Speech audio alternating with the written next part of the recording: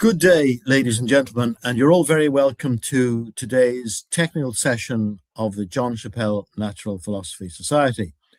Today is the 23rd of May, 2026.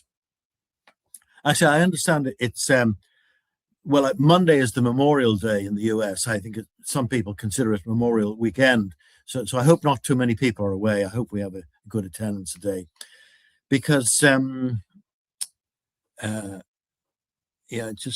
looking at the social media here. Okay, sorry about that. There's a problem with the Facebook, but I think that might be resolved in a moment. Okay, well, today is an important talk in that we have Jim Marsen, who's a regular participant and a member of the society, who has spoken to us a number of times, and he always raises what I think are interesting points when we have other talks about maybe Michelson-Morley experiments or ether or doing experiments where you're out of the attraction of the Earth, either gravitationally or maybe he's a great advocate of Professor Su's local ether model. He'll talk about that, no doubt, later, but I think these things are very interesting. So today, the title was, Did the 1979 Brillet Hall experiment detect the ether? Now, this is interesting because it's an advanced sort of 1887 Michelson-Morley experiment, 100 years later, using laser interferometry. And there are results. Without stealing Jim's thunder, my understanding from the paper, which I think we just downloaded it here, but is that Brillet Hall, talk about, I don't know what you talk about, Lorentz invariance to a very, very accurate level. But maybe the interpretation is incorrect, and they've actually misinterpreted some spurious signal. So we say consideration as to whether the 1979 laser-interferometric experiment of Brillet and Hall did not provide a null result or in fact detected the ether. Presented by Jim Maresn. Now, so what's going to happen today, I hope everybody is agreeable to this, is Jim has talked a lot and he's presented detailed slides and so on. So today it's more of a discussion we're having. So Jim has invited me to take part in the discussion on a sort of a 50-50 basis.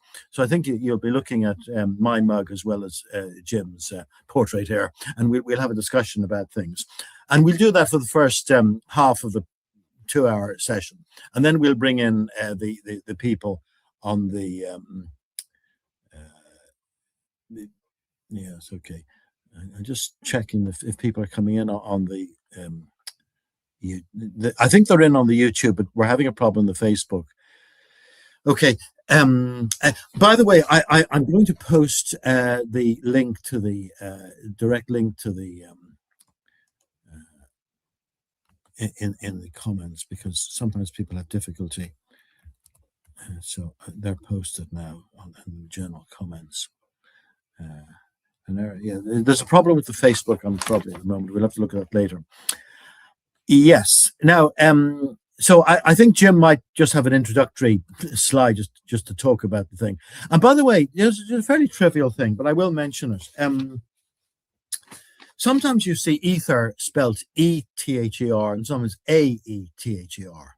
Now, actually, Jim and I use the spelling E, the more basic spelling E-T-H-E-R, which is what we put originally. Now, it's been edited and they put an A in it. Probably David did that.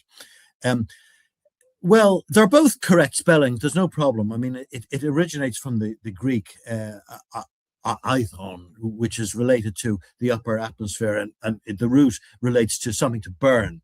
So it's a luminiferous ether. And I think a lot of people want to distinguish this hypothetical medium from the chemical substance ether, which, by the way, also is related to something that will burn. However, I think many etherists prefer the spelling because without the A, because the spelling with the A connotes, in many respects, a sort of a medieval, hypothetical, mystical object, such as maybe occurs in theosophy or some other Eastern ideas or medieval ideas, and maybe we don't see why the basic term ether, which is the way we spell this sort of diphthong nowadays, mainly medieval would normally be just E instead of A. Why that should be arrogated to the chemical substance. I mean, so scientifically, we think maybe in science it might be preferable to use E. But anyway, I'm not going to start an argument about it. Just that I'm saying that you can argue both ways, and the way it's written now in the title was actually edited. It wasn't what Jim actually gave us. Okay, now Jim.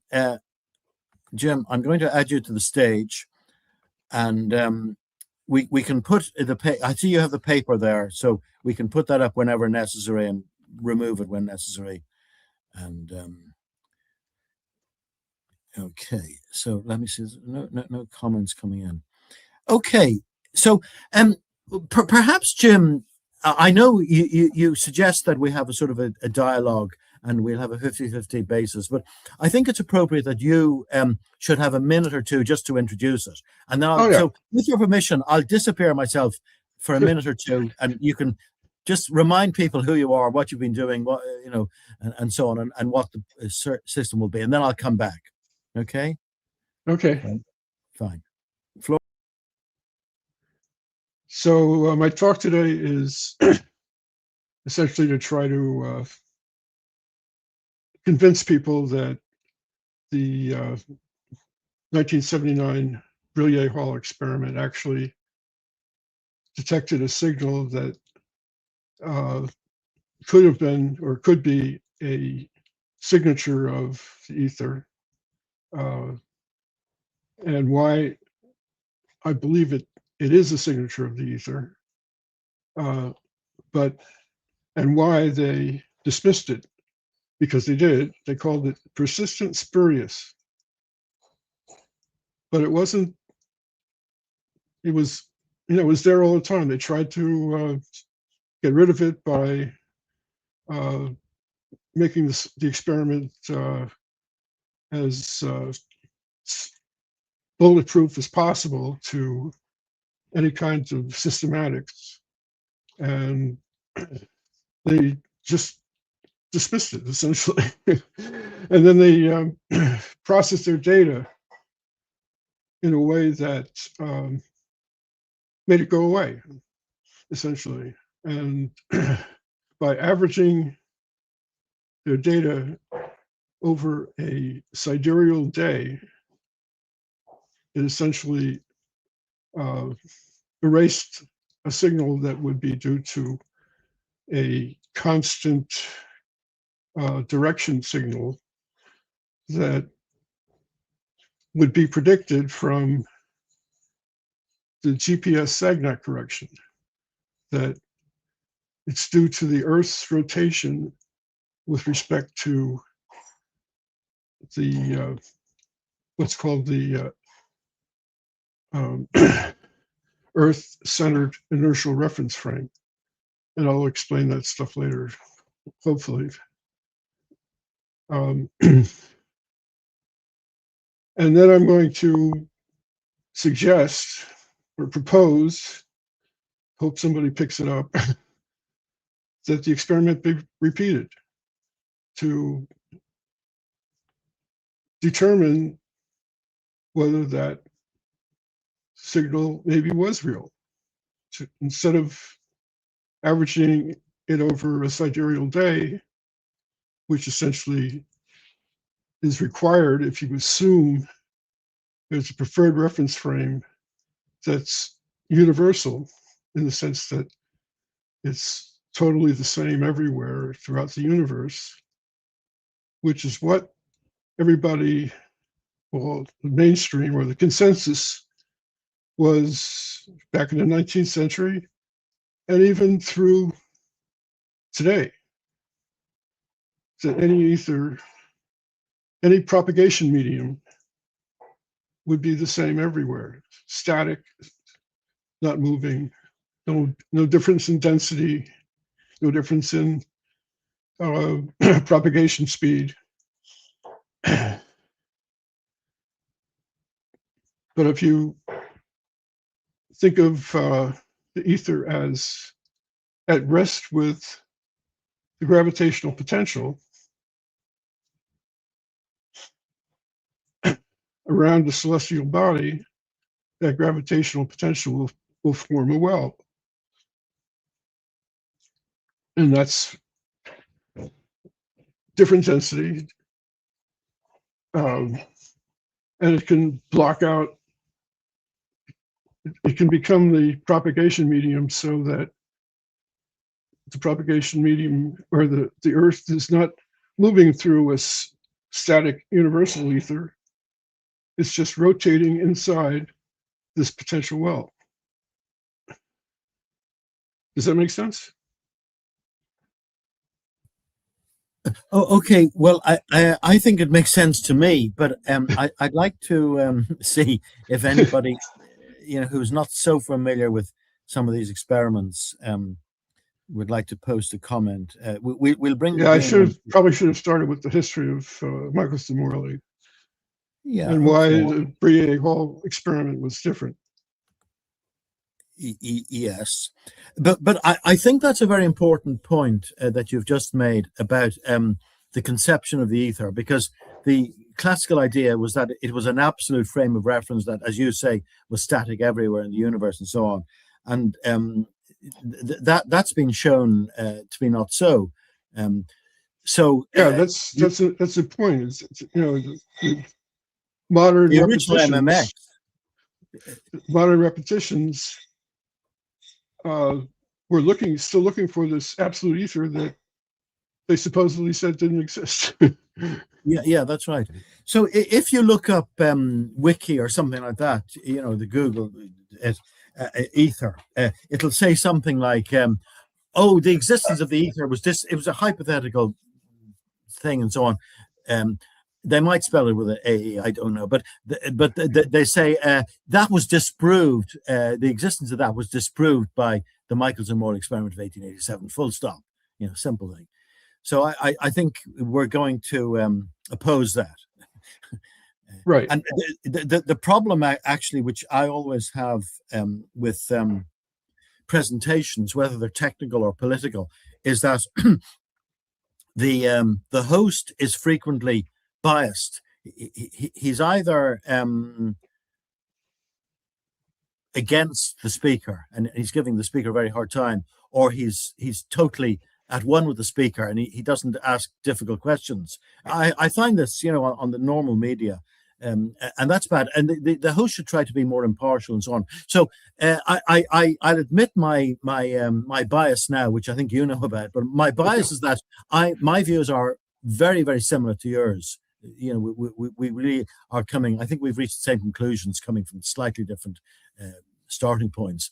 But I will try, maybe on behalf of some people who might be more skeptical, to try to ask difficult questions or maybe even counter you a bit. Sure. My idea. Yeah. So the experiment. Well, it was the first experiment that was sensitive enough that it could detect an ether that was essentially entrained by the Earth but didn't rotate with it.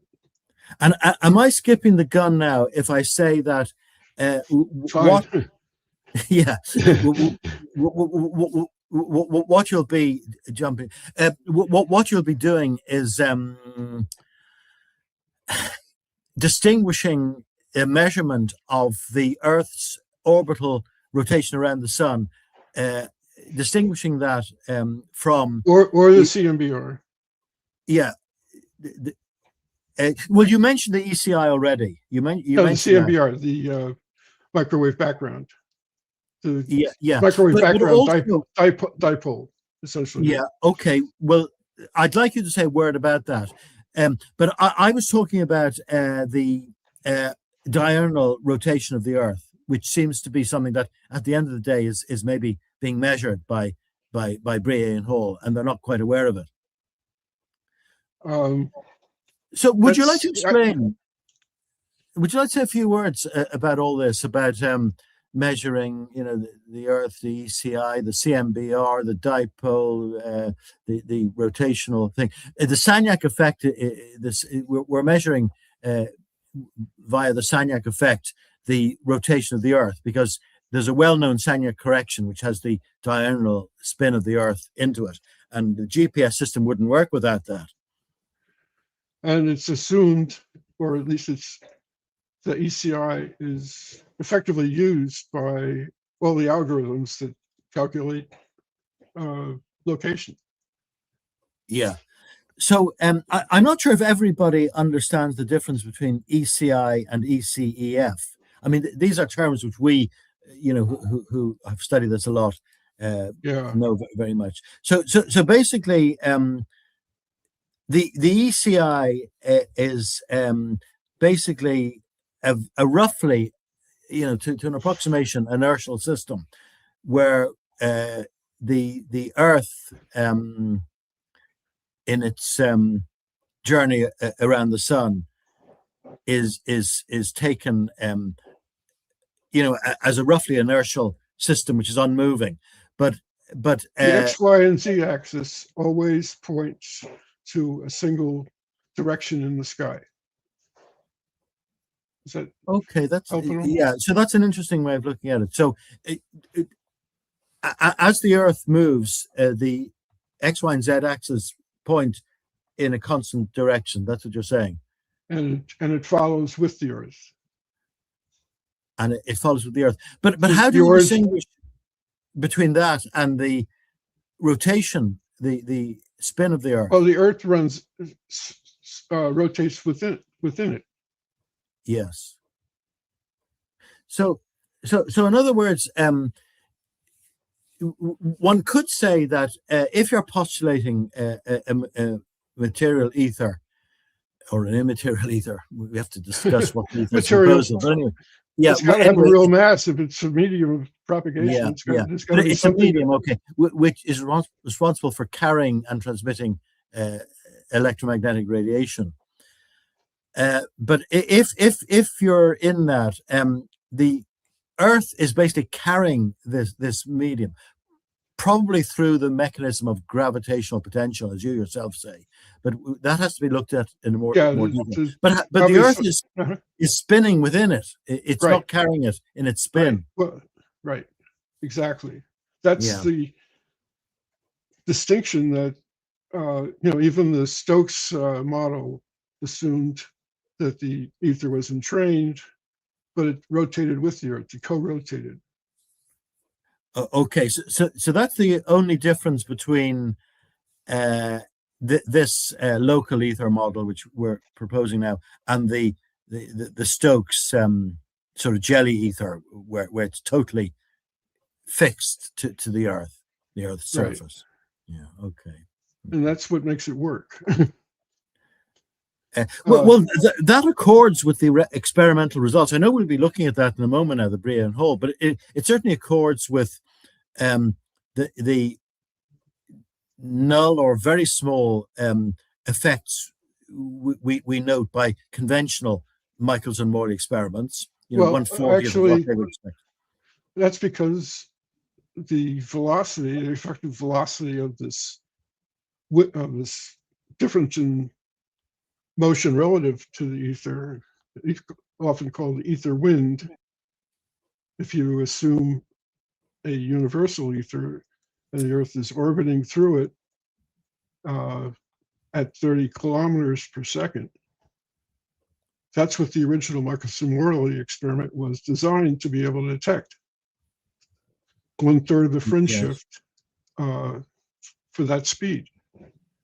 But if the ether wind is only due to the Earth's rotation, it's 65 times less than that velocity. And since an interferometer is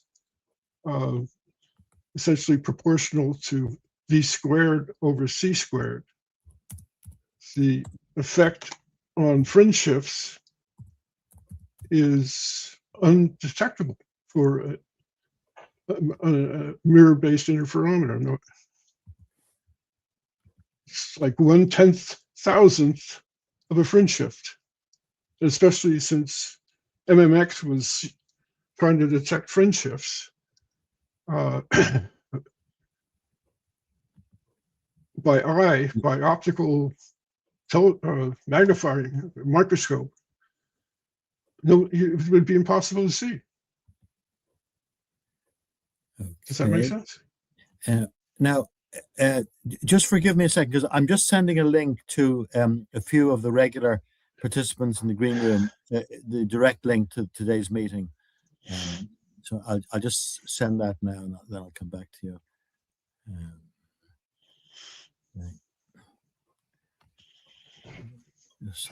Sorry to delay here.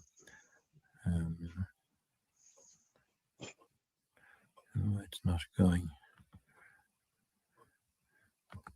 Okay.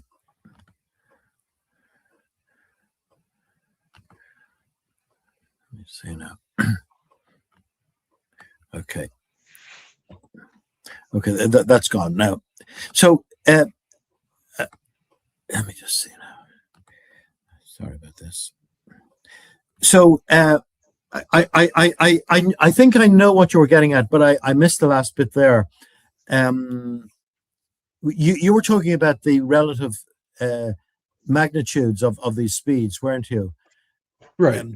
Because do you see, it is true that we're talking about, you know, the speed of the Earth in its rotation, something like 30 kilometers a second, and then orbital, right? Solar orbit.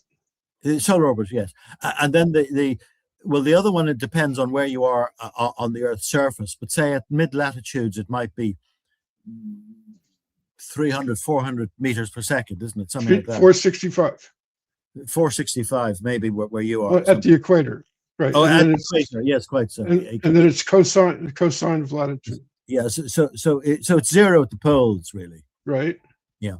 Okay. And only about 350 meters per second, not 30,000 meters per second. Yeah. So it's 1,000 of the, but the 100. Yeah. Is that right? One is in meters, is in kilometers. So it's 30 as against 300. 300 multiplied 0.3. Yeah, divided. That's 0.3. Yeah. So that's what I'm saying. It's 3 and 300. It's 1%, is it? Anyway, it's a small proportion, but Right. What might be more telling? Sorry. What might be more telling is the inertiality or non-inertiality of the result. Because if we look at the angular frequency or the angular speed, if you like, right, the direction is due east all the time. Yeah, that's right. So we can easily distinguish this, by the way, from practical experiments, even without the calculations, because we're on the Earth now, which is moving at 300 kilometers per second through space, and we don't realize it. So this is why a lot of the geocentrists say, "Oh, you don't see it." The same thing as if you're on a jet airliner going at 600 miles an hour, you can have your cup of tea there. You can drop something on the ground, and you won't notice it. But we do notice to some extent the rotation of the Earth, because that's less inertial. If you work out the the angular speed, you'll find that it's basically going around once every 24 hours instead of going around in 365 days. But it has a secondary effect. The gravitational effect basically keeps the atmosphere, I suppose, on the Earth. But we do notice some Coriolis effects and so on. You get the different sort of winds, the trade winds and so on, and they are influenced by the Earth's rotation, I understand. Yeah, well, actually, that's a deeper point. I don't know if I have time to go into it, that I would make, is that Yes. when Einstein's relativity came around, his first postulate essentially was that electromagnetic radiation behaved just like mechanics. That something like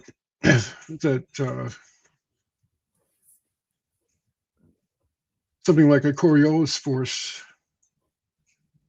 which is due to the Earth's rotation, does not affect the propagation medium. For well, yeah, I'm not explaining it very well, but yeah, but I'm also not sure. You said a moment ago, did you, that it was Einstein's earlier views? What do you mean? I thought you introduced what you just said by saying Einstein at first thought that. No. I'm saying his first postulate. Oh yes. That electromagnetic radiation was equivalent to mechanical. Oh yes. So extending the principle of relativity in inertial frames to electromagnetic radiation and optical Exactly. effect. Yeah. Okay.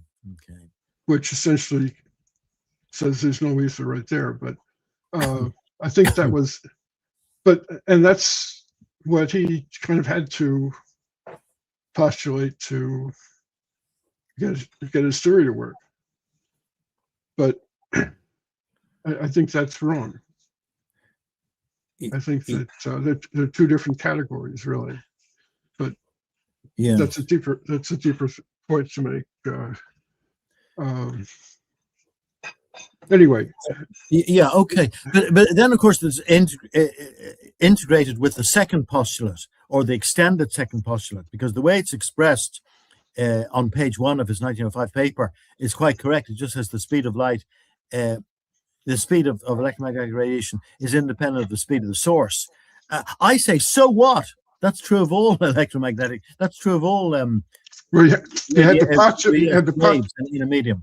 Yeah, he had to postulate the properties of a simple classical wave in a medium because of his first postulate. Yeah, but then he extends that because of his first postulate and the reciprocity and everything is symmetrical and so on. It doesn't matter whether the source is moving or the observer is moving. He has to concede that the second postulate leads to one claiming that the speed of light, as measured by an observer who's moving relative to the source, is constant, which, to use the expression of my countryman Alfred O'Reilly, not only seems to be, but actually is nonsense. Yeah. Well, it's got a lot of. An analogy I thought of recently was scientists shackled to Plato's cave. Yeah. If I'm right, it's like somebody opening a door out. Well, it might be, leading out of this dark cave where everything is just seen as a reflection from the fire or something, and that's fine, as it's been said. If you're in that very dark environment, maybe a blind man is the best guide, or a person who doesn't see the total. But once you're out in the open light, it would be folly to consider that the be all and end all. But I had a point. Yeah, this paper now, which we have up, and I've maximized it a bit, although it's still a bit small. We can go through that. But so, what, Jim, wasn't the first maybe advance using maybe modern technology on the type of Michelson-Morley experiment made by people like Juice, JOOS, and so on, about It was 1964 or close, something. but not good enough. Yeah, that's true. It was much, much more accurate, but this is even better. But okay, but then I go to the other side. This is quite a lot time ago. It's nearly 50 years ago. So have there not been further advances? I dare say there have, but I think you would claim that they're averaging out effects or something. So in other words, somebody here might want to ask you later, why are you making such a fuss about an experiment which was done almost 50 years ago, when with modern equipment we have more accurate experiments? Well, for one thing, the signal. This is their diagram. It shows two different sidereal frame and lab frame. So the lab frame points all cluster around this vector here. And that's the raw signal, essentially. But then if you process the signal and offset these points in assuming they're all pointing to the same point in the sky, you average them as these plus symbols around a sidereal day, and they all average out to the center. Okay. 0. That's how you change this signal that appears to cluster in one direction into nothing. So are they clustering in this direction down towards the southeast or something? Well, the actual compass direction this is just a relative. So yeah, they never recorded the actual compass direction of their apparatus. I mean, this should be east, and that's one of the things that I would propose that a repeat look at very carefully, and maybe have these points converge on the error bars because of the ether wind, coming from the east. It should point east. If it, that would be a major signature of a real physical effect, and make it hard to explain as some kind of instrumental or systematic error or signal. Well, an artifact, something that you should or could discard. But the reason that they presented their data this way was they were assuming what's called the Robertson-Mansouri-Sexel test theory framework, which said that you had to average it this way, that any signal like this is essentially garbage. And that's how they got to their null result, their famous null result. So you would say it's a statistical. Can you see my cursor? Can you see my cursor? Yes, you can. Yeah, okay. It's just very small. I'm just wondering if people can see that, but they can get the paper later. But by the way, I might just mention it now. I mean, we have the paper, but suppose anybody wants this paper, where would be the best way to get it? Physical Review Letters. Well, I'd certainly be happy to send it. Yeah, I don't want you to be sending thousands of papers out, but if anybody has difficulty in getting this paper and really wants it, I think it's still behind the paywall. It's behind the paywall. It's the official copy of it, but I can give a link to it too. I think I got a copy of this first from the British Library or something. I had to pay them when I was doing research, but you very kindly gave me an electronic version in the file you gave me, so I have to do that now. That's a good point. I don't remember where I got it from. Yeah, I didn't pay for it. Okay. Right. Might have been Um, Sci-Hub, but don't tell anybody. so I was discussing with you just the other week the couple of post-experimental analyses. So one maybe is related to what you've said just now, I think, the statistical analysis. But the other was by a chap by the name of Aspden, Aspdan. He's a British scientist, and he he he had a very short. It was almost correspondence actually, and he said, "Look, there was a 15 hertz signal in here, which they couldn't explain, and they said, well, it was obviously spurious, and may have been due to traffic in the area or something like that. So they just dismissed it." And he did some analysis of that, and he claimed anyway that what came out of that was a 355 meters per second speed, which was the speed, as far as I remember, in Colorado, where the experiment was done. Is that correct? Yes. Yeah. At the NIST National National Labs, or Institute for Science Technology. Yeah. right. Boulder, I think, actually. Oh, Boulder, Colorado. Yes, I remember that. It's all coming back to me. Yeah, that's right. That's right. Yeah. Do you have Cornelis's email, by the way, Jim? Because I don't think Cornelis so. just asked for a copy, and I'd certainly be happy to get Cornelis a copy of that. and if you're having difficulty corresponding with Jim, just let me know, Cornelis. Yeah. So the other one was, I think it was a paper you referred me to. Howard Hayden.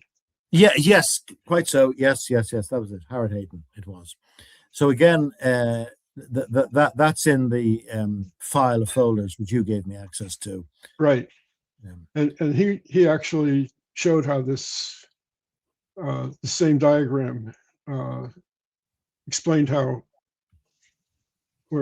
that the this cluster of points changes into these points when you assign we essentially assume a universal ether. So it wasn't obvious to me in reading it fairly quickly, I must confess, that he was adopting the same approach as Aspden, although they got a similar result. Yeah, I just briefly read Aspden. Actually, he was one of the very few to question the BH. I'm calling it BH1 for short. Brillet Hall conclusion, and that the vector or the spurious signal mimicked what would be due to the Earth's rotation within the ECI. I think there was another guy, Klauber, and Hayden and Sue, and that's about it. And I mean, there have been papers. There was one which I think was co-written by Hayden and maybe Cynthia Whitney, saying, "Look, if Michelson Gale, why not Michelson Morley?" So in other words, we didn't mention that, but the experiment done in 1927, I think it was, in this Clearing, Illinois, where they had a 2-kilometer circuit, and they sent beams in opposite directions and so on, and they found a difference in the phase of the recombined beams, and then that seemed to be the rotational speed of the Earth in Clearing, Illinois, at that point. Exactly, and that experiment is effectively repeated by two ring lasers one in New Zealand and another in Berlin, that are only like 4 meters on a side instead of 2 kilometers on a side, to infinitely, well, to many orders of magnitude greater precision and certainty of the Michelson-Gale experimental results. And I think the results and any ring laser even. Well, that's true. Yeah, that's right. I was just thinking of that as you spoke. But just by the way, the New Zealand test gave the result in the opposite direction, because the spin was going in the other way, or in the southern hemisphere. Yeah, and another interesting point about a probable property of an ether was it was initially built inside a mine, inside a mountain. That was the New Zealand one, was it? Yeah, they had to move it when the mine collapsed, when the mine shaft collapsed, back to the University of. It was Christchurch or something, I think. Yeah, Christchurch, right? Yeah, but what was that other one you mentioned? There's where another was that, in the US. There's another meter scale ring laser in Berlin. In Berlin, okay, yeah. Okay. And it gets the same results. So. And what are the names of the researchers there, or one name? I don't recall offhand, actually. Yeah, okay. I couldn't. I can look it up, obviously. Yeah, okay. Definitely. I have the paper, and you have the paper yourself. I have the paper as well, and I apologize, because you sent me very kindly permission to get into this folder, and I have everything there. And there's a lot in there that I was asking you questions about. If I'd only spent a bit more time, I would have seen the answers there. So that's true. Yeah. Thank you very much for that. I think there was a paper by Builder that discusses these. That's right, Builder. Yeah. Ring lasers. Yeah. And the ring laser thing is well known.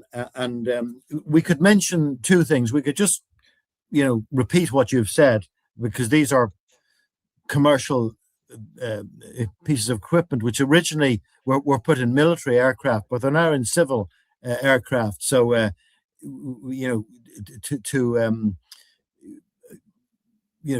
Correct for any. You don't use mechanical gyroscopes. You use ring laser gyroscopes in commercial airlines now. And they calibrate themselves using the Earth's rotation. Yeah, and all you need. So they're sensitive enough to detect it themselves. You need systems which will operate around 3 axes. 3 mutually perpendicular axes, which will give you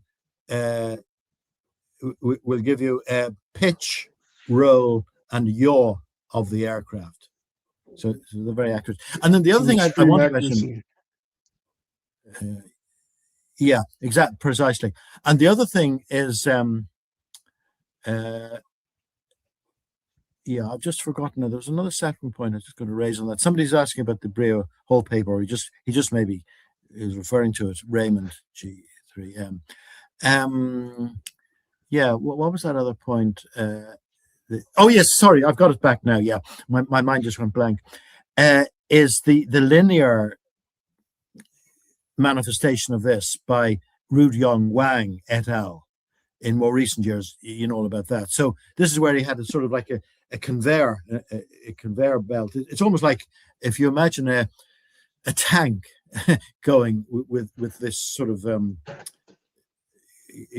instead of the wheels getting bogged down in the mud, you have this tank which is actually carrying the wheels along with it. So you have this tank which is conveying the system, and he gets the positive effect, because the frequent canard about the Sagnac experiment in 1913 was that you can't even talk about it in terms of special relativity because it's non-inertial.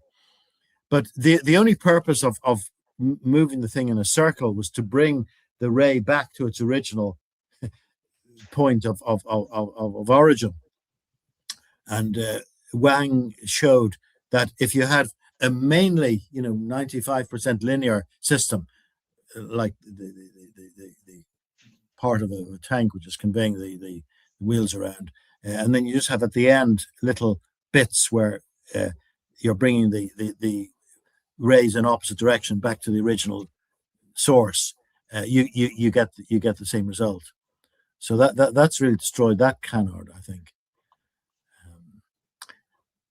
Okay, how are we doing for time? Yeah, well, another 15 minutes before we open it up to more. Because I don't know time flies when you're having fun. Are listening to our every word with interest, or they're just saying we're two boring old gentlemen talking about something that we've both done a lot of research on, and we want to be questioned and challenged a bit more. So in 15 minutes, I will open it to the public. But we're getting very little in regard to questions from the social media. Now, Facebook seems to be down, as I say, but anyway. Phyton has just said hello, but there's no question. Okay. Yeah, well, the point I wanted to make a point about those experiments you just mentioned. They're all first order. They're all proportional to V over C. So yeah, whereas my MMX type experiment is the second order, V squared over exactly. C squared. Because and another point I would like to explain later, or it's probably too late now, but the Sagnac effect is really very simple. Yes. For a medium-based wave propagation, water waves, sound waves, electromagnetic waves, if you assume a medium and classical propagation. Think of a pond and a toy boat floating in a pond, and you drop a rock into the middle of it. The waves propagate out, the water waves propagate out. And if the toy boat isn't moving with respect to the water, it takes a certain amount of time for them to reach the boat. But if the boat is moving away or toward where the rock was dropped, the waves are going to arrive sooner or later, depending on the speed of the boat with respect to the pond. That's the Sagnac effect. Yes, and I mean, one of the things I talked about, maybe Ruyong Wang's experiment sort of taking the basis away from these criticisms, but I thought long before this that they're saying, oh, the Sagnac effect cannot even be discussed. You'll have to bring general relativity in. It's so complicated and so on. So how come that using the equations of first-year physics, classical physics, you can analyze the Sagnac effect to be totally analogous to any sort of fluid mechanics, just using simple equations, the waves and the sum or difference of the velocities and so on, and it works very well. So that's rather suspicious. It's as if the wave is captured in the medium. In the case of the water wave, it's captured in the water. In regard to sound, it's captured in air. The way we're talking, it's captured in the air. You get compressions and rarefactions. And in the case of an ether, you have the electromagnetic radiation, which is captured in this medium, which actually has electrical and magnetic properties, as we all know. It has an impedance. It has a permittivity, permeability, and from that you get the speed of light. Or the speed of yeah, and another crucial point about the proper understanding of the Sagnac effect. I guess first of all, I'd point out that that the original Sagnac effect done on a rotating turntable, essentially was trying to move the toy boat toward and away from the source, where the source happened to be the same as the detector. By rotating it, so it changed the path length of any wave for the time it took from being propagated around the loop to when it's received. But the fact that the equation for describing that also works if you assume rotation and area is like an equivalent way of writing the equation instead of Right. just calculating the time, the path length around the loop is like an escape hatch for people trying to explain it under the context of special relativity. And that's why they always scream rotation. Sagnac is rotation. Sagnac requires rotation. But that was disproved by, as early as 1942 by Prunier and Dufour. Yes. They showed plenty of cases where the path length was not rotating, or part of it was not rotating. The same as Ruyan Wang showed. Yes. And a different configuration. His fundamental results are not widely promulgated, and similarly with Prunier. What was the other guy? I think it's Dufour and Prunier, French, yeah, because they were doing work, as you say, in the 40s, and in Paris, my understanding was, and the results weren't with the Nazis. Well, that's the point. It was under German occupation, so that was perhaps the reason that the results weren't put out.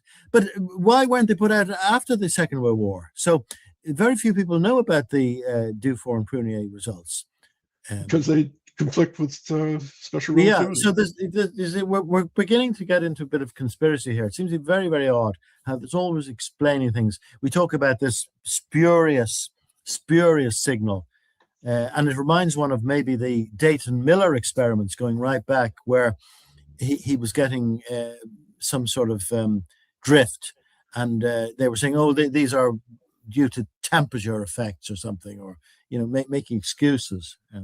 Yeah, but the problem there is that if you accept this Brillet Hall as showing that the signal is only due to a 300 meter per second Earth rotation, then Miller's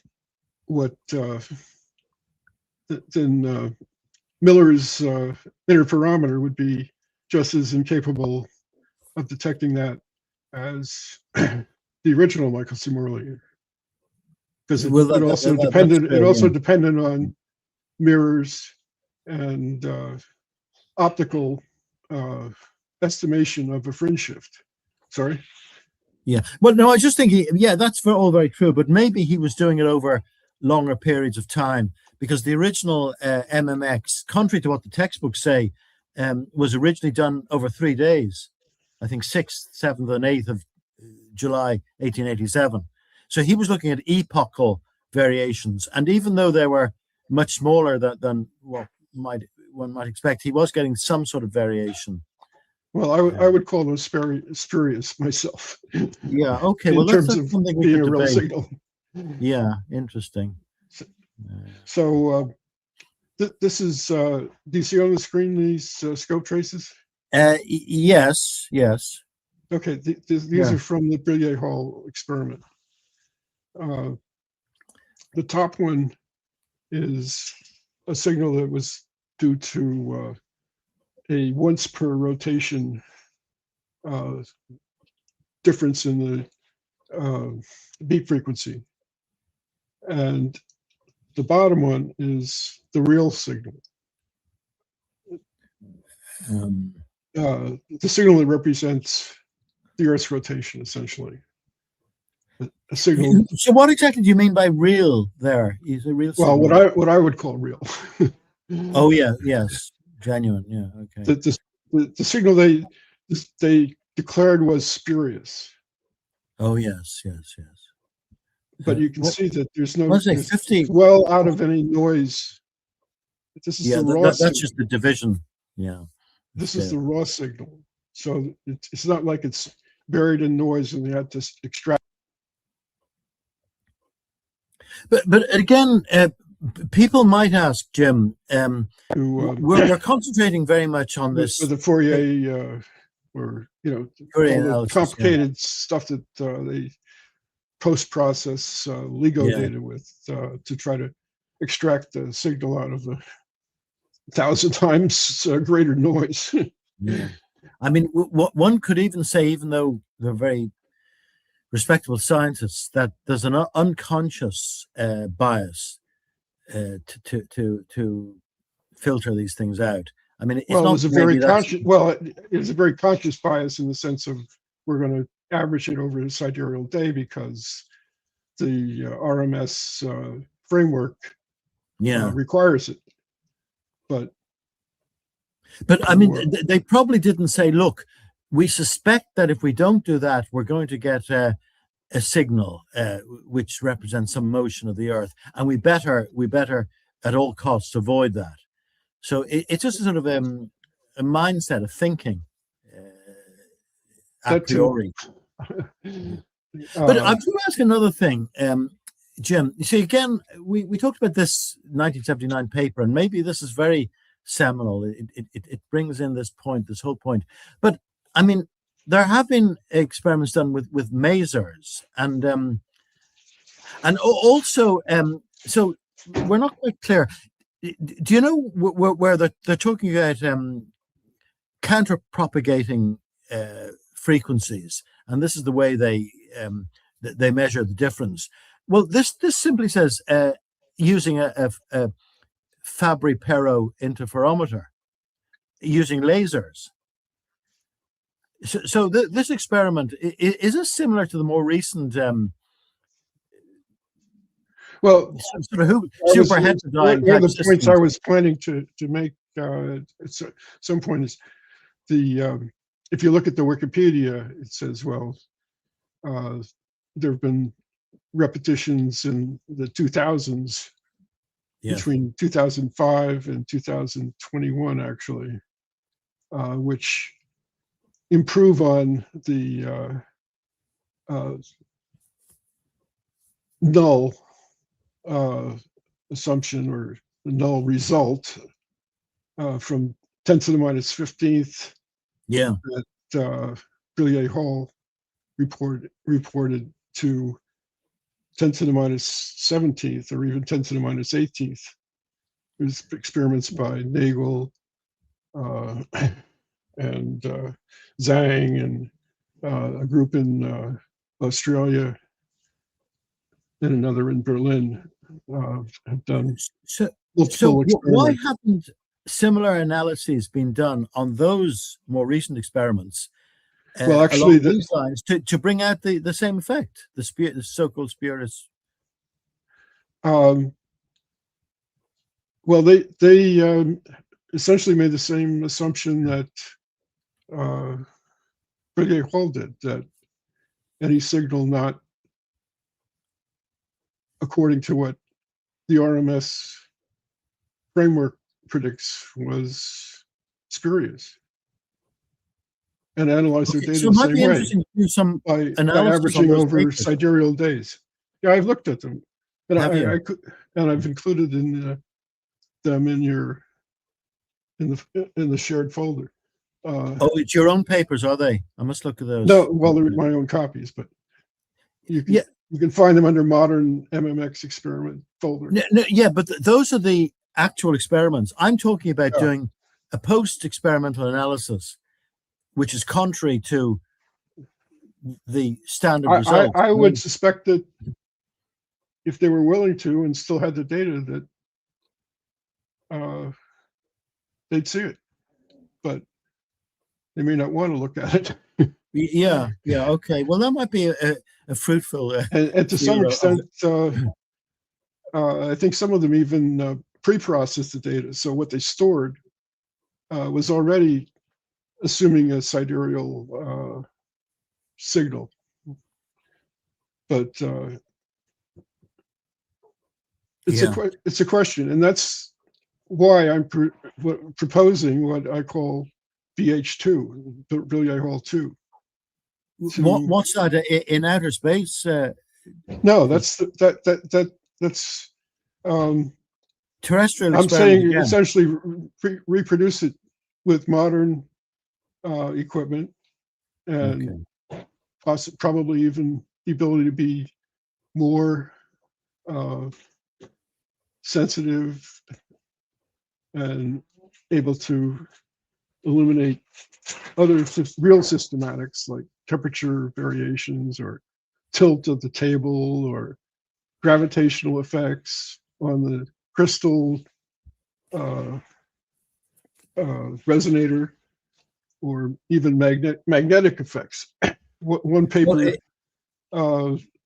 claimed that the Earth's magnetic field was producing this spurious If I may signal. express my bias, I would think that that would be far more advantageous and less costly than all the proposed expenditure on LHC2 in CERN at the moment, which has been agreed, I believe.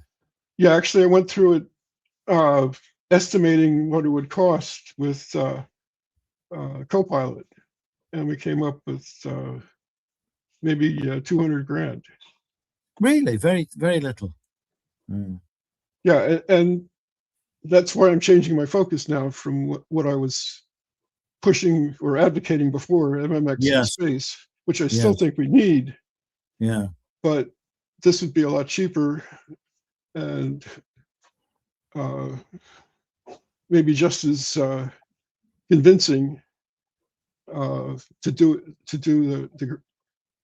it on the ground, essentially. Have you contacted any experimental facilities or educational or bodies? Not yet. Yeah, I would encourage you to continue on it. That's good. But by the way, there are a couple of questions coming in, which, since this is conversational, and since we're going to have to stop the conversation, invite people into the green room in a moment, I might bring them in. Kev, if I may. So Kev Con has said, in 1911, before Sagnac's 1913 experiment, von Lau used SR framework to predict Sagnac effect. Well, okay. Yeah, I suppose nowadays they say that it's totally consistent with special relativity. I think there have been other papers that have criticized his analysis. Yeah, and some of them say it's totally consistent, and others say you need general relativity. Well, the point that you raised earlier about the distances changing, they sometimes adduce that. If you look at it from the point of view of a person stationary in the laboratory, the distance is changing as the ray approaches the detector, because the detector is moving towards the ray, and it increases the other way. So that's a simple effect. But that's all very well. You have to analyze it in both or either frames, and if you analyze it from the point of view of a moving observer on the disk, there's no change. It's constant. So therefore, the speed of light must change. And you can draw an analogy between a car driving on a motorway or something like that, where if you're looking at it from the point of view of an observer at the side, well, if the car is approaching an object, the distance reduces, and vice versa the other way around. But from the point of view of the person traveling in the car, the speed is constant. So you have to analyze it in both frames. But let's say Kevin continues then. Let me see. He says, what's this? What's he say? On an experiment on the optics of moving bodies published by the Münchner Berichter. I'm not sure what that is. Is that von Lau's paper or something else? It might be. Yeah. I'm a little surprised he said 1911, because I think the Sagnac effect was probably observed about 1911 by a gentleman by the name of Harris, Hares. There might be two R's in it. German. Who unfortunately was killed in the trenches of the First World War. So he was a student, he was a postgraduate student, but he observed what they understand is the same as the Sagnac effect now. Well, it should be an obvious experiment if you consider the simple explanation of Sagnac that I just made. Yes. Here's another one. I wonder if the ether might get easier to detect with time. I have a hunch that redshift is due to space becoming a more viscous medium. I don't know what you think about that. Yeah. It'd be long periods of time, maybe, if there's any effect there. And that Actually, brings no redshift. one point that I want to make about Sagnac, Yes. that if you do the equation, it expands into a Taylor series with the V over C as your first order and V squared over C squared 1/2 as a second order component. Okay. So even though we talk about Sagnac as a first order phenomenon, there actually is included in it a second order residual component. And the whole point being that when you reflect the signal between two fixed mirrors, fixed distance apart, the first order component factor cancels out, and you're left with second order V squared over C squared.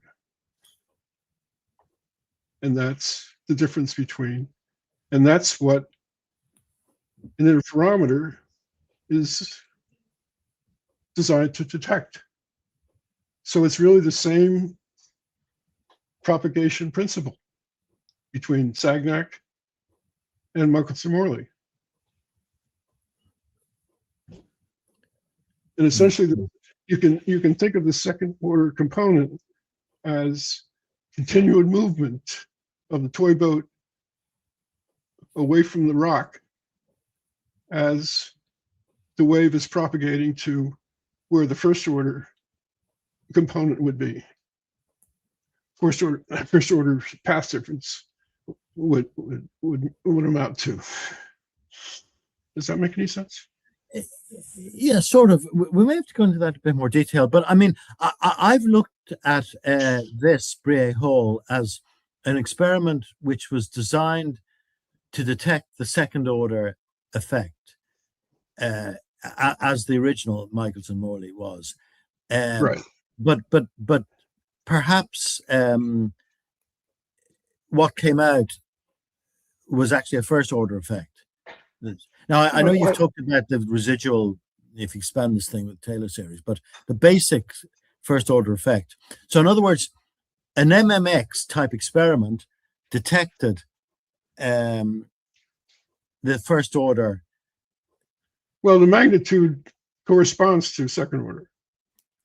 Essentially, one of the innovations of Brillet Hall was, instead of trying to use fringe shifts and optical detection of a change of the width of the fringe, they used electronics. They had the laser frequency mixed with a reference frequency that produces a beat frequency. Yeah, and then they measured the alteration of the beat frequency as the turntable, as the resonator was rotated, which and they could do it with electronics a lot more precisely and sensitively than any kind of fringe shift experiment could do. And that's why they were able to obtain this 4,000 times greater sensitivity. And this was probably the principle which was first developed by Jasser and Juice in 1964. I think that was the first experiment of it. Yeah, is that the one with the guy who was credited with inventing the laser? I think you might be right. There are a few. Yes, I've just forgotten his name. You're right. I just Not was looking at Mario. it yesterday. Yeah, I know. I forget. But anyway, yeah. yeah. So I don't know what this comment is, Phaeton. Maybe gravity is what happens to inertia objects in a universe with accelerating rotation, and maybe a rotating universe is energized space, and like a more viscous medium, if matter is energized ether. Well, there's a lot of speculation Here you there. go, Towns. Towns, that's it. That's it. Yes. Here, I've got it on the screen. Towns, yeah. Oh dear, excellent, perfect. Yeah, should have remembered that. Yeah. Yeah, TAWNES. it's criticized because I think I don't know if Accuracy. we even mentioned that there were problems with magnetic fields affecting the crystal, even at that level. Okay. Anyway. Yeah, but just Kev's comments are always interesting because they're sort of counter to this. But he says another modern result is the detection of gravitational waves. They are detected gamma ray bursts optically from same source. It appears GW's gravitational waves and light both travel at sea. Yeah. Well, I work on the basis that gravitational waves, insofar as we accept they may have been detected, but theoretically they travel at sea. But the gravitational interaction is quite a different thing, and that travels at millions and millions and millions and millions of times the speed of speed of light. Anyway, that's something we can debate. And it must have been in relation to something we put up earlier. So that is Van Lau's paper. Maybe it's the one. Yeah, well, that's kind of out of scope for this discussion, but whatever. Right. Yeah.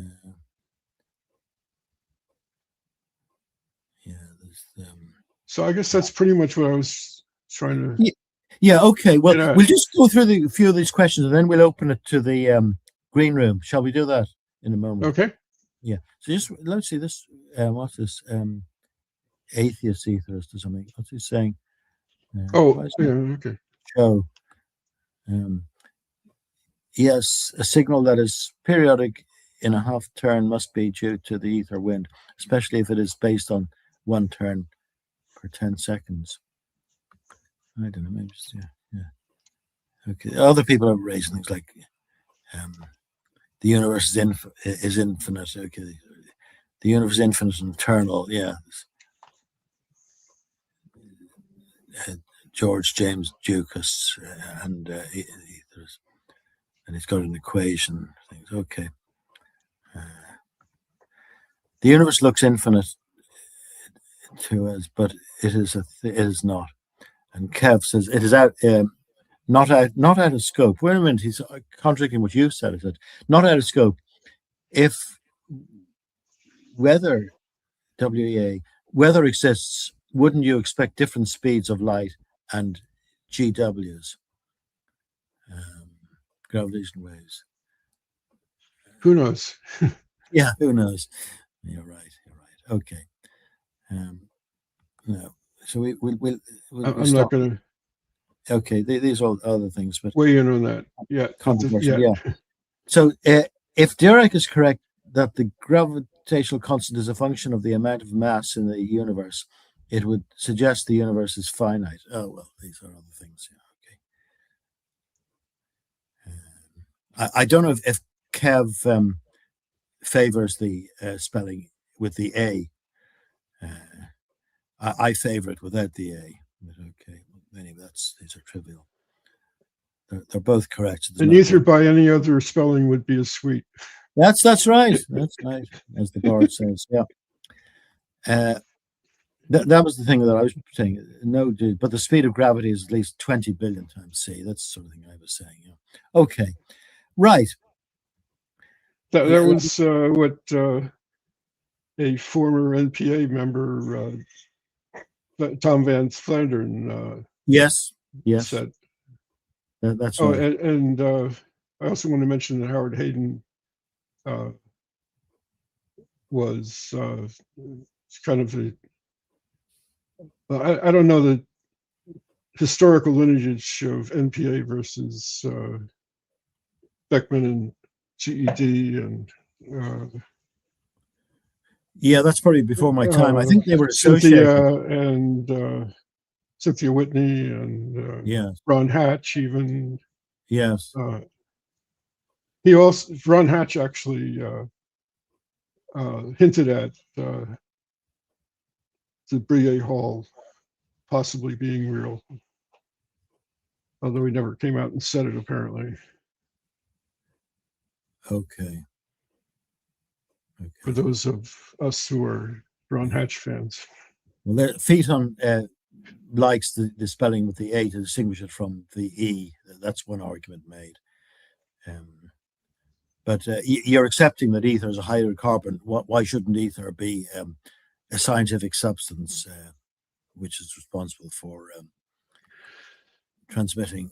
Anyway, these are small arguments. So what we'll do now is there may be some comments coming in we may be able to deal with in a short time. We better see, there are a couple of people in the green room, and I think Nick is actually raising his hand. So I'll bring I first of all I bring you up. I try to get rid of let me see, our speaker. So I might bring the paper down for the moment. So Nick, yeah, you're very welcome. What's your contribution today?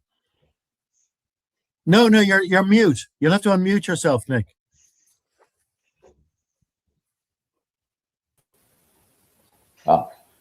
I was not familiar with these experiments. Obviously, I'm familiar with MMX and some of the others. But I've been a very close colleague of Ron Hatch from 1992 to his fairly recent death. And so I'm very familiar with the GPS data, and the GPS data made me conclude that the ether is an ether rest frame, at least in the vicinity of the Earth, and the ECI frame are the same. In other words, the ether rest frame is the ECI frame. And also the fact that atomic clocks are not only influenced by velocity with respect to the ECI frame, but also by gravitational potential, led me to think, well, those are one and the same physics phenomenon. In other words, an interaction with the gravitational field, whereas motion with respect to the gravitational field mimics a change in gravitational potential, which led me to the conclusion that what has been discussed as the ether really is the gravitational field, the local gravitational field. And the GPS data, according to Ron Hatch, who knows the GPS data as well as any, or knew it as well as anybody, and Tom Van Flandern, both, explicitly stated that the GPS data disproves special relativity and is consistent with Lorentz ether theory and its prediction for clock retardation, and consistent to an extremely high degree of precision. And it was that data that led me to the same conclusion that you guys came to, based on experiments that I was unaware of. So I thought that was interesting. I wanted to add the possible extension to your thinking that possibly the non-rotating gravitational field, the ether. And I only recently learned from Edwin Hatch, sent me an email saying that Ron had given us the Hatch filter which is the foundation of GPS. And Ron made an important parameter change to Maxwell's equations, giving electromagnetics riding on the back of gravitational component with both light and all of matter operating. So that was, his thinking was not the same as mine, but very similar. And the GPS data was very consistent with his. He also wrote another paper where he says he could derive the same thing for gravity as general relativity, but interpret it as gravity being the ether and gravitational potential being a measure of gravitational density or field density. So I throw that out for your future rumination. Thank you. I just want to point out that have you heard of this this local ether theory by Ching Chuan Tzu? No. He essentially proposed that model back in 2000 and showed how you get GPS SAGNet collection, Michelson-Morley explanation, Brillet Hall explanation, and a lot of other stuff. And even derived using what he called his local ether wave equation to the dependence of velocity with respect to the propagation preferred frame and gravitational potential, deriving its effect on atomic clocks by showing how it alters the energy transition frequencies of atoms like cesium. Yeah, let me add one further footnote. I forgot. In other words, that it's not magical time dilation.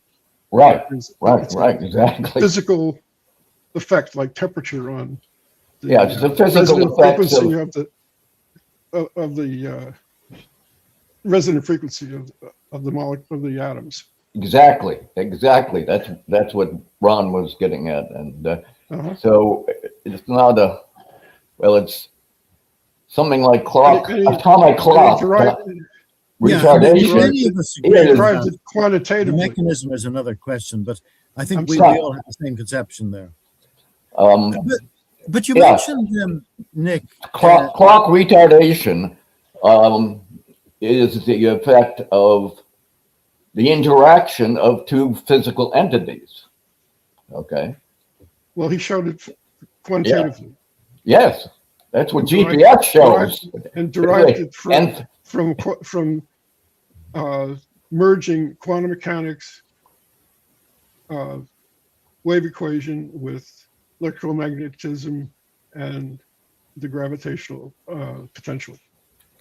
Okay, I just lost all credibility.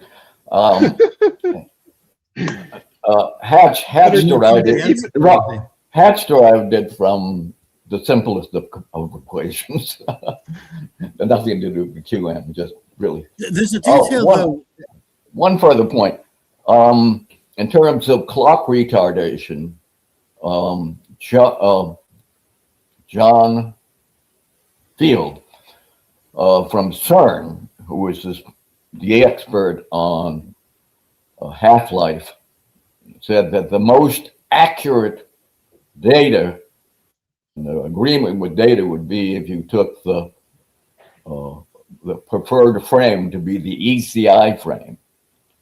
So there again, we clock retardation in CERN experiments confirming Lorentzian view of clock retardation. Not only GPS, but CERN. Yeah, but Lorentz was invented the length contraction was invented to explain null MMX. And what I'm saying is MMX is not null in principle, that they were just assuming the wrong frame. Exactly. Yeah. But if that's true, then Lorentz's kludge is not real. It may work up to a certain point, but maybe. Yeah, I'm just talking about his view on clock retardation.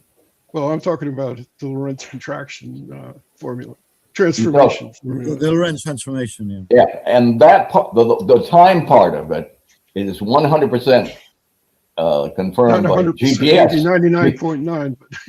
Thank you. And I have no comment about length contraction. But there's no length contraction either. If Brillet Hall actually detected an ether signature, a real ether signature. Yeah, maybe. But you were talking about gravitational potential and so on. Yeah. Now, is this true, Jim, that the gravitational field would actually it would be incorrect to say that the gravitational field is not carried by the Earth in its spin. It is. What's your view about that? You mean Nick? Yeah, but I thought from what Nick was saying, it appeared that one could suggest that the gravitational field was a bit like the ether, where the ether. You say it is the ether. Well, therefore, we know from experiment that there is slippage. There's almost complete slippage between the Earth in its spinning, diurnal spinning, and the ether. But therefore, if the gravitational system were synonymous with that, there would be slippage between. Not if it's non-rotational, non-rotating. Yeah, that's what I'm asking. Now, my personal conception is I would disagree with that. I would say the gravitational field is rotating with the Earth. I'm asking what Jim would think. What's your view about that? Is there any empirical data? Yeah, do we have data? Is the gravitational field of the Earth carried with it in its diurnal rotation? It's a bit similar to the question we talk about, does a magnetic field move with a rotating disk? There's a big question about that as well. Well, one evidence is the ring laser in Christchurch when it was in the mountain. It still worked. It still detected the Earth's rotation. Well, according to Ron and myself, the Sagnac is not in any way contrary to a non-rotating gravitational field. Well, did you follow my explanation of Sagnac? Did it make any sense to you? Yeah. No, but you were saying, well, look, if you were shielded from the gravitational field, you would still get this effect. But I'm asking, it would seem quite strange, actually, if something that is a basic function of the mass of the Earth, were not influenced by it in its rotation. Well, and indeed in its revolution. Think of it this way: suppose that field is generated outwards and every nanosecond. Then would the effect be felt to the degree of that experiment could perceive? Well, that brings in the other question of the delay, and we talked about this in the questions a moment ago about gravitational effects being instantaneous, or whether there is an aberration, whether it takes some time. I mean, obviously, the Einsteinian view. I agree with you that it takes time. There's a lot of experimental data on that, but people who think of the gravitational field as non-rotating are aware of that. Certainly not counter evidence. Yeah, well, I mean, it's interesting to talk about this, but I'm asking Jim in a way, is there any experimental evidence, one way or the other, to indicate that the gravitational field is rotating or is non-rotating? Yeah. Well, Rather than, I would cite what I just said. That, the ring laser worked inside a mountain, so it was rotating through a fixed ECI, even inside a mountain. It wasn't. So it doesn't. Even a large mass like a mountain doesn't block the ether flow.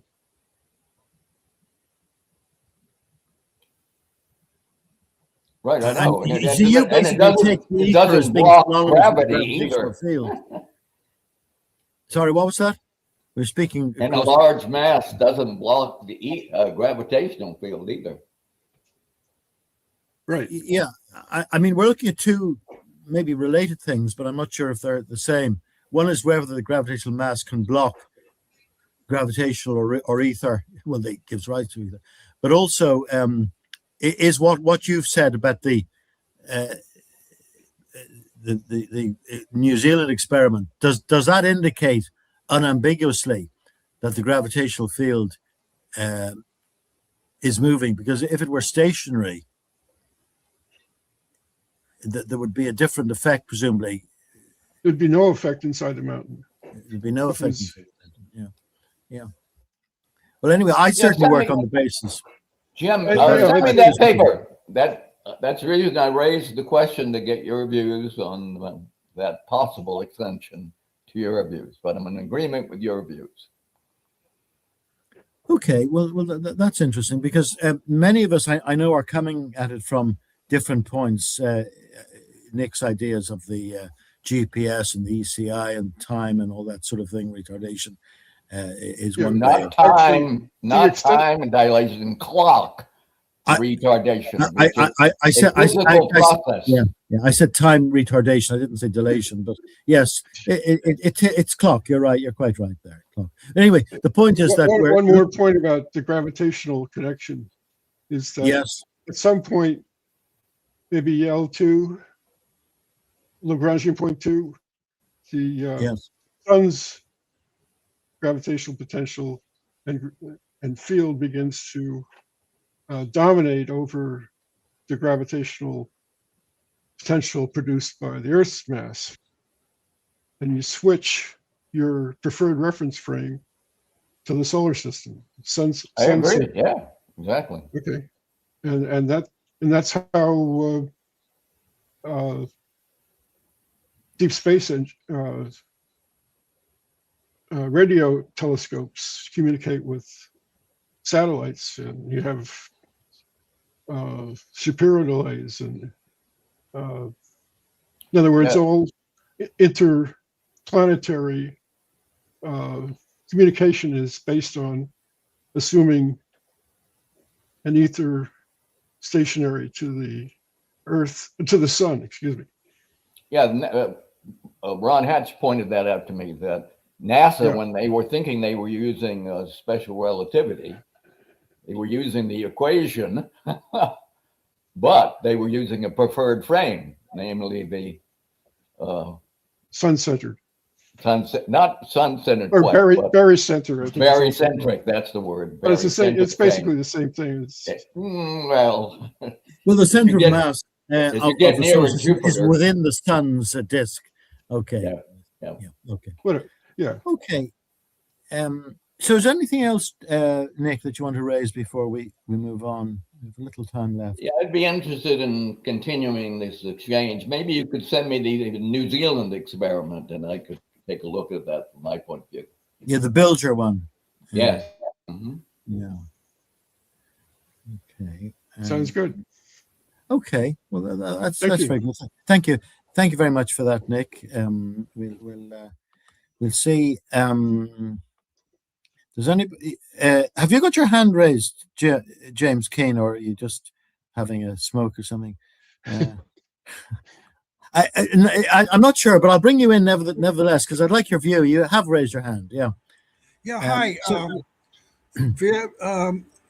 I looked up the Brillet Hall experiment on Google during this talk, and very interestingly, the Google output gives the Jim Marsen video. Did the Brillet Hall detect the ether? And it's dated May 19.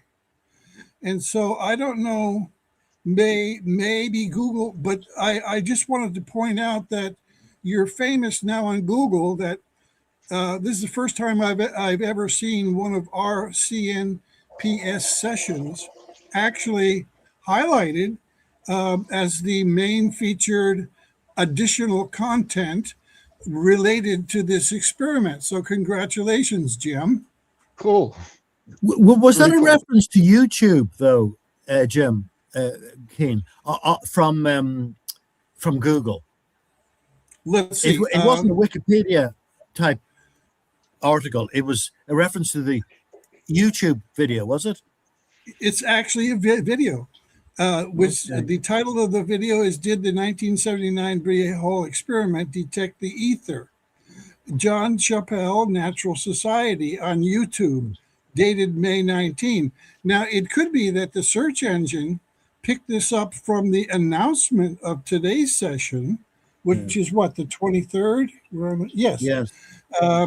And 4 days later, but the video apparently has yet to appear. Okay, so I just wanted to point that out as a perhaps first time I've ever Googled a physics related item and had the additional featured content being one of our sessions. What do you think about that? That's wonderful. Yeah. You know, so that's sort of neat. Maybe Now we'll get some views. I'd like you to bring back Jim and actually talk about the title of today's talk. I'd like to have you, since this paper is behind a paywall and a lot of people would not bother to pay to get it, but Jim has it apparently, and some others.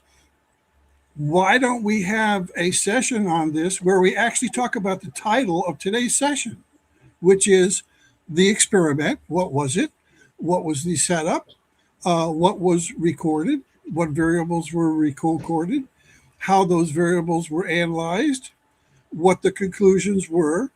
And then finally, bingo, did it detect the ether?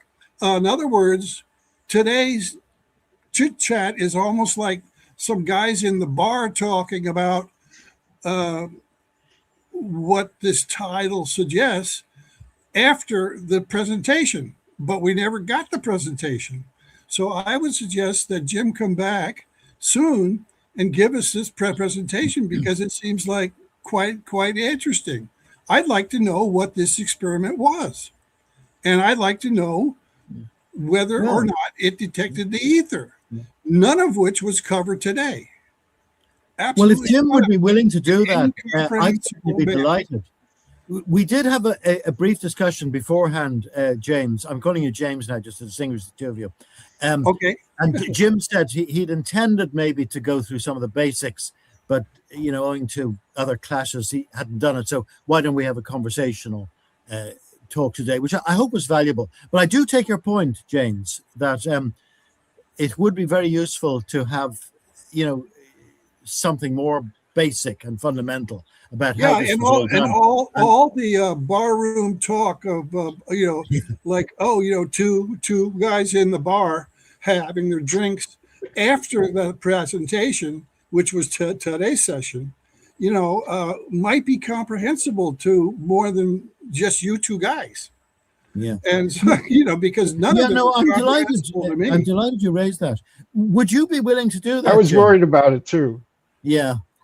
Would So, you be willing Jim, to come back? if we could have 1 hour, and you know, I don't want all the barroom talk and all the chit chat about this paper and that paper and somebody said this and somebody said that.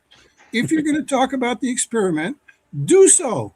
Talk about that experiment in detail so that we can then react in some competent way. Because without that information, nobody can make, except I guess you two guys can, and maybe Nick, can make any comprehensible, competent sounding comment. Because all we have is your barroom chit chat after the fact. Yeah, I think you've made your point, James, and I don't Thank think you. we disagree. Okay, bye-bye. We don't disagree with it. Jim, please come back and do that. You have my total respect, sir. Well, thank you for those points. Thank you very much, James.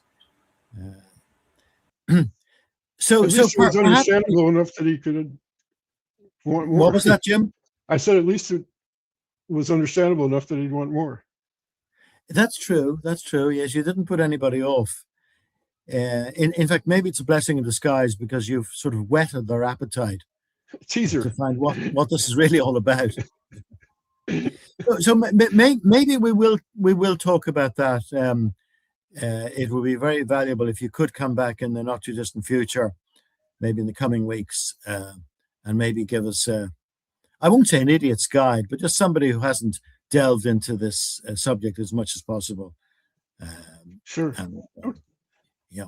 Yeah, actually, I'm working on a paper that could even have more of an impact. The idea that you can show Mond-like behavior by making a simple assumption about the distribution of dark matter. In other words, bridge them together. Well, you've certainly enlightened me in regard to what you're planning to do in the future. You have been talking for some time about the MMX in outer space and so on, and that has its own advantages. But you now have said that you're maybe diverting to BH2. Do this first. Yeah, first, yes, yeah. And I think that's no mean. Which might be motivation to do the more decisive MMX in space. Okay, that could follow. In other words, yeah. Okay. Well, we have a couple of sort of people in the green room. I think they're although they do log into the green room, they're more just listeners. They don't have the videos connected, and they but if any of them want to come back, there's one chap, Raymond. I'm not sure who he is, but I think his devices are not connected. Apart from that, we'll have to go. Are there any other questions that have come in? I mean, again, they're just people making statements, whether there's dark matter or not. Let me see, private chat. I haven't been looking at that. Probably Jim has made the points already. He said, ideally, you need to start by saying theory A predicts a certain and B a different result. Then next step is to do the experiment to see which theory is correct. But in case of SR, it is always vague what it's supposed to predict. Seems a little clickbait since the experiment was not described. Yeah, sorry, I can't actually put up the private chat on the screen, but Jim basically has said that, and it's very useful. I mean, I could go into it now. Go back to the paper, show you the diagram. Well, I tell you, there isn't very much time, but if what I was hoping to do actually, as I normally do, is give you up to 5 minutes to summarize what has happened today in the light of our discussion and questions, and maybe you could take 10 minutes if you wish, to just before I close the meeting officially, to say what you might plan to do, and you maybe invite comments from anybody else in the future. There's just one comment here from Green Science. The mantle spins at about 465 meters per second at the equator, and the slower angular speed than the inner core linear speed, 104, with the angular speed ratio being between them being 1,100. Okay, well that's another point. The mantle, the inner. No, the mantle doesn't spin. The surface spins at 465. Surely the mantle is spinning at 104, depending on where it is.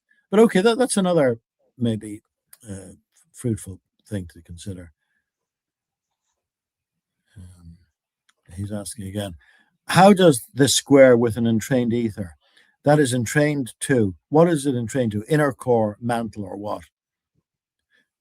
Well, it's roughly entrained to the, what he's calling the mantle. Yeah, okay, I would call the surface. It's entrained to what he would call the mantle, roughly. Yeah. Okay. Well, is that a good idea? Would you like to spend a few minutes now, or shall I give you the floor for as long as you like, 5 to 10 minutes, and then I'll come back and officially close the meeting? How does that sound, Jim? I'm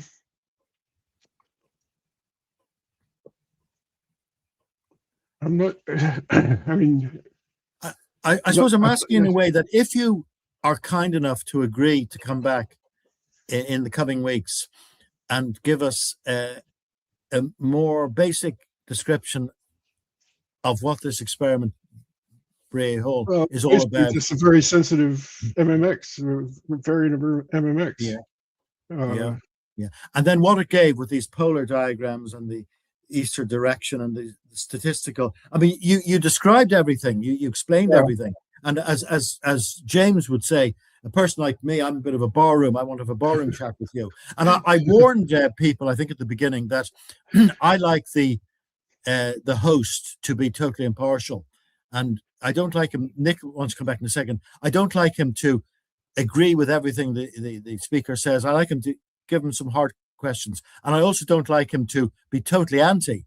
So, and the difficulty is that my views and Jim's happen to coincide very, very, very much so. Did you want to come back, Nick? Quick. Okay, you're in again. I think his name was Phaeton, Phaeton, who made some, I thought, were very interesting questions. I don't know if you can send me a copy of those questions. You're asking Phaeton, who made some comments. Yeah. Yeah. If you wouldn't mind doing that, Phaeton, because you have made a number of comments here and we'd have to assemble them all together. Yeah, mostly the ones that you put up on the screen, I think, that I saw. Because I don't have a list. Now, I think it was Ev Khan who talked about. Kev Khan said something about if there's weather, then you shouldn't, storms make the speed of light different or something like that. Well, actually, the ether is not part of the air. The air is not the ether, but the speed of light does differ with respect to, say, the receiver on an EPS thing, depending on its motion with respect to the ECI frame. So whatever it is in the ECI frame, the ether, the speed of light varies. He's saying, no, Nick, I misspelled ether. Did he mean... No, he spelled put W1AETHER is what he did. But he said, shouldn't it change? Yes, it does. You just pointed out some very valuable information or criterion for confirming ether exists, because it does. The speed of light does vary. Okay. Well, depending upon the receiver. No. We have probably at least three basic views on the ether.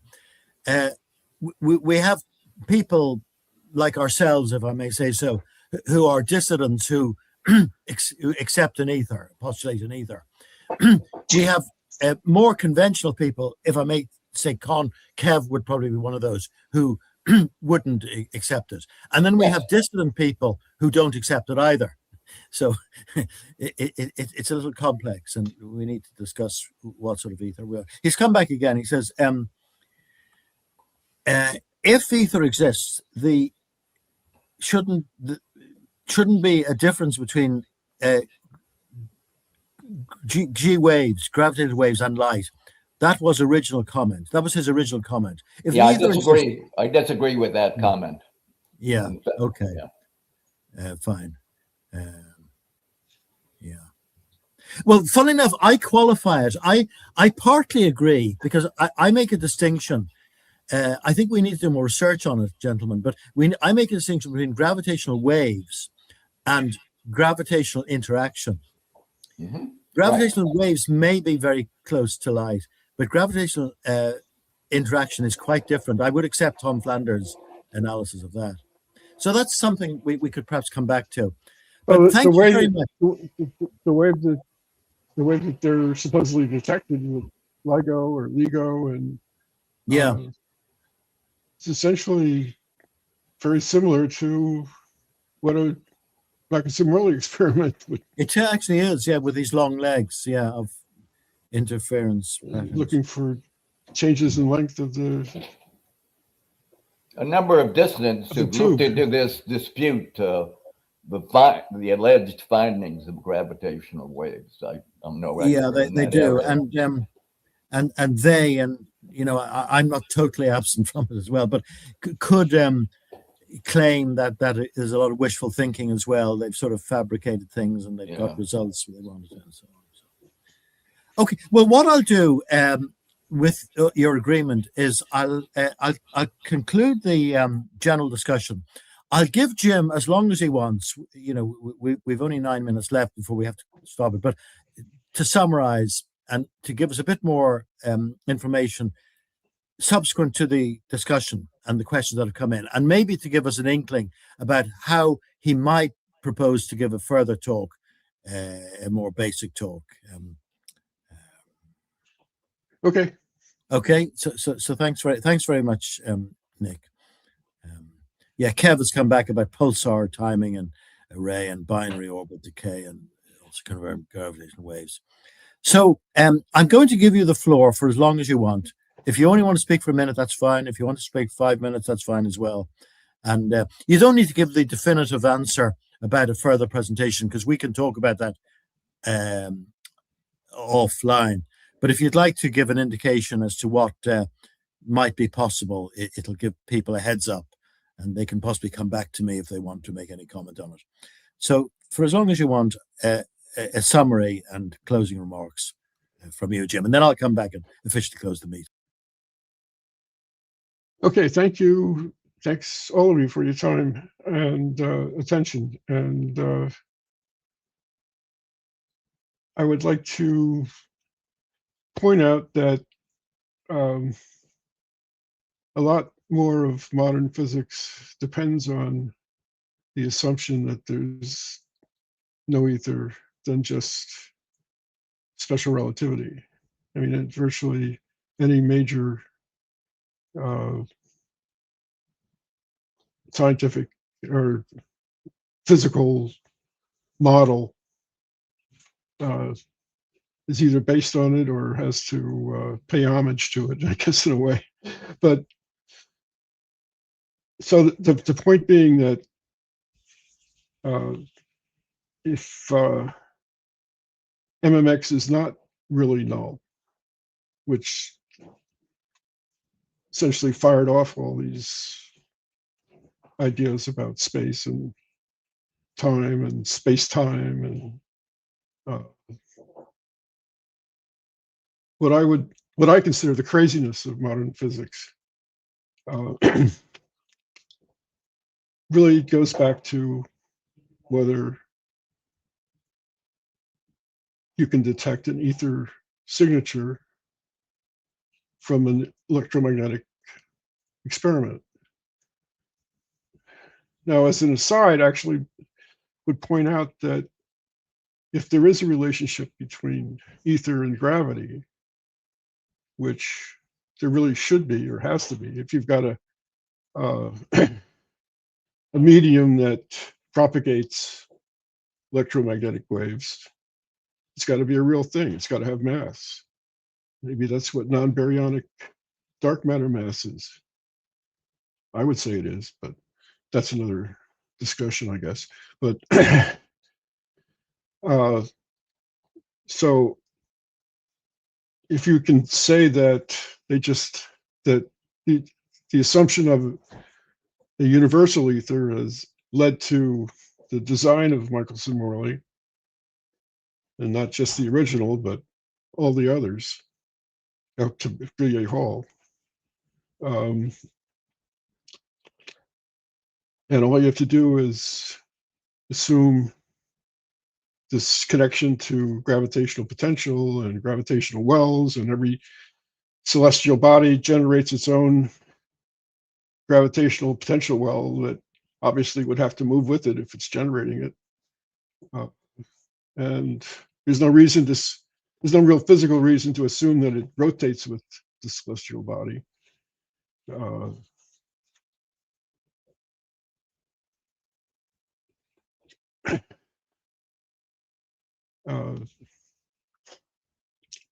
Maybe it all would fall into place. You don't need special relativity. You don't need Lorentz transformations that don't account for Sagnac, actually, because if electromagnetic radiation is a wave in a medium, there's only one propagation mechanism. And we pretty much agree that Sagnac exists. It's a real thing. Your cell phone GPS app depends on it. One propagation mechanism should apply to the second order effect too. And the equation says it. It implies it. It demands it.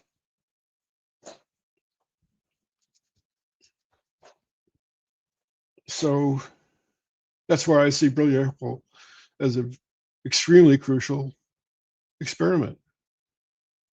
And I've tried to so why it fits with the Sagnac, the GPS Sagnac correction, which predicts the character, the signature, to a T. But the experimenters, John Hall is actually a Nobel Prize winner years later for doing work that was essentially a refinement of these innovations with this version of a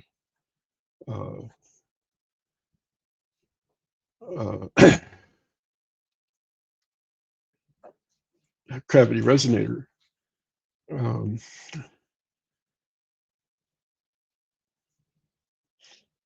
Why it's been ignored, why this anomaly has been ignored, and why we think that it's worth trying to investigate it more deeply to prove one way or the other if it's really a real signal or just a undetermined systematic effect, because nobody's been able to explain it as a physical artifact. But I guess that's what I'm the kind of point that I was trying to make today. And I hope to come back and dig deeper into it. Show how the other experiments that claim even higher precision of null than Brillet Hall did, and why they were done, and how they got to the results they were proclaiming, the conclusions. So onward and upward, Excelsior.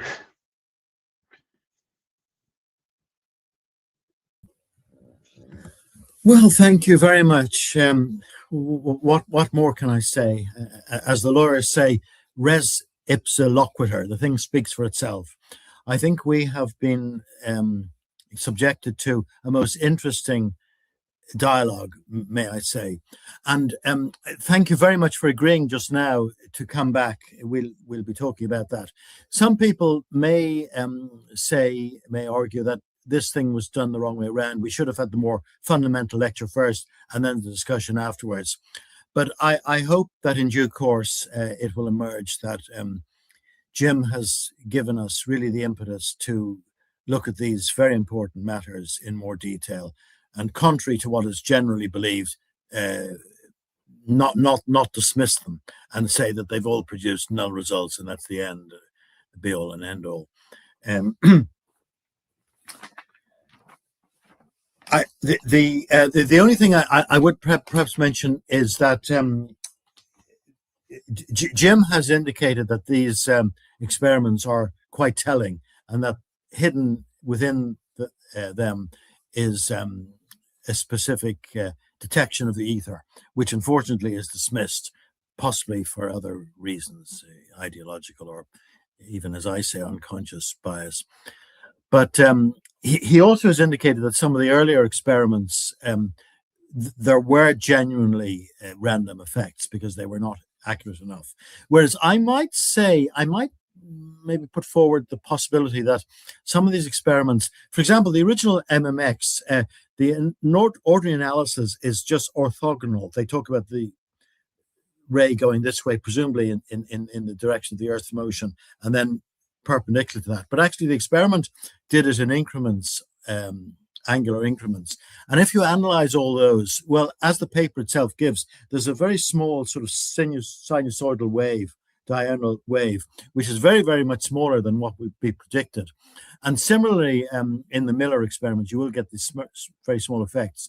So I might propose that these were showing some very small effects, which the experiments were not accurate enough, obviously, to validate those totally, but they showed some very small effects. But we'd very much value Jim's coming back, and I personally look forward to it, looking at this experiment in very much greater detail. And it's quite salutary that Jim has been able to get an experiment which has been improved upon, obviously, in the last 45 years because of the greater accuracy of equipment and so on. But to use this original experiment in 1979 as a sort of a template to indicate these effects, which have been unfortunately dismissed.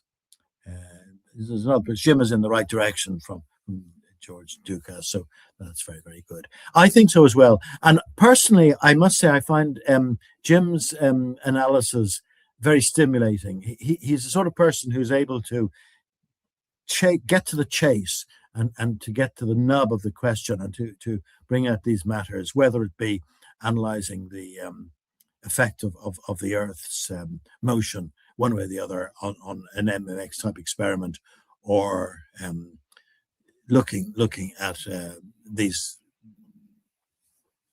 improved methods of really delivering what is no more than the Sagnac effect, which was shown by Sagnac in 1913, and actually shown by Sagnac. He claims in his original papers, there were two original papers, that he was proving the existence of an ether. So it's all very exciting stuff, and we're alive to experience it. And I look forward to having the second session that Jim will give us. So thank you all very, very much for coming in. And my apologies if there has been a problem with Facebook entry. The YouTube has been operating. I don't know if that's been resolved yet. We'll have a look at that. Thank you all very much. Thank you for your contributions, people in the green room. I wish there had been more, but I have a feeling that the sort of holiday weekend has maybe influenced the attendance. But thank you all very much. As usual, the recording will be available immediately, and I'll leave you all to go back and have a look at that and maybe pause at particular places. And if you have any difficulty in getting any of these papers, I think Jim offered to send it to Cornellis and so on. Come back to us and we'll be happy to provide the information to you. And last but not least, once again, Jim, he's a very concise speaker, very stimulating, and as I say, he cuts to the chase, no waffle. So thank you very much, Jim, for the talk today at short notice, because we did ask him to give this talk at short notice. We're going to ask him to give the second talk, which is more fundamental, at short notice. So please look out and come back for the second session. So without further ado, I'm going to close the meeting now. And thank you all very, very much again, everybody and our speaker. Good day to you now. Good day.